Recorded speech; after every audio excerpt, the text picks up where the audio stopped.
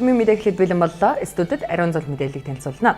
Монгол улсыг дээрх жуулчдын урсгалыг нэмэгдүүлэх, бүрэг дээр анх хийх уламжлалт, заншлыг сэргээх зорилгоор Байгаль орчин аялал жуулчлалын яам, нийслэлийн аялал жуулчлалын газар, Улаанбаатар аялал жуулчлалын холбоо хамтран нүүдэлчдийн үйл 2019 бүрэгдийн баяр арга хэмжээг энэ амралтын өдрүүдэд буюу 3-аас 4-ний өдрүүдэд Чингис хааны хүрээ аялал жуулчлалын зохицолборт зохион байгуулах гэж байна.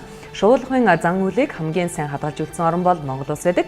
Баян-Улгийн аймагт хижээгдэж байгаа бүрэгдийн 70% нь 1-4 настай байдаг байна. Харин 5-6 нас хүрмэгцэн байгальд нэрвүүлэн тавьдаг гэж байна. За ингэж буцаах нь бүргэдийн нөхөн үржих тоо толгой үсгээр хийх нь ач холбогдолтой байдаг тухай мэдээллээ.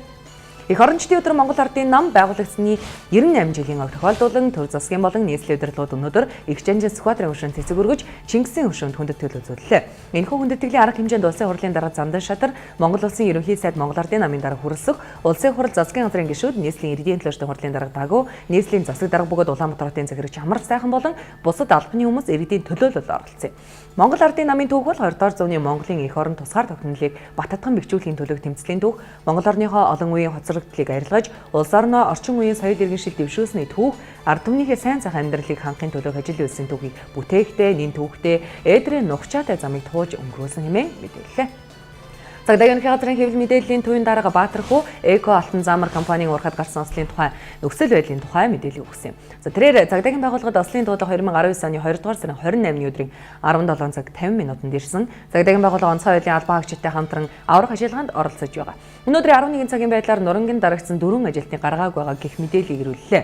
Нурангинд дарагдсан Эко алтан замар компанийн 4 ажилтан 1988-аас 60 оны хооронд төрсэн одоогоор илүү дэлгэрэнгүй мэдээлэл ирээгүй гэсэн мэдээллийг ирүүллээ. Умарцлалын онгоцны удирдагч Ким Жон Ун Америк нэгдсэн улсын иргэншлийн хэлэгч Дональд Трамптай хийхээр товлсон уулзалтын хамнхан Samsung Electronics-ийн үйлдвэрийг сонирх хүсэлтэйгээ Вьетнамын эрх баригчид илэрхийлсэнийг их сурвалж мэдээллээ. За Ким зочид буудлаас нь машинаар 1 цаг давхиад хүрэх банкийн мужиддаг Samsung-ийн гар утасны үйлдвэрийг үзэх хүсэлтэй байгаа юм байна. Шийдвэр эцсийн мөчид гарахтаа уялдан Вьетнамын эрх баригчид болзошгүй айлчлаланд нь бэлтгэж байгаа тухай дээрх их сурвалжаас тайлбарлалаа.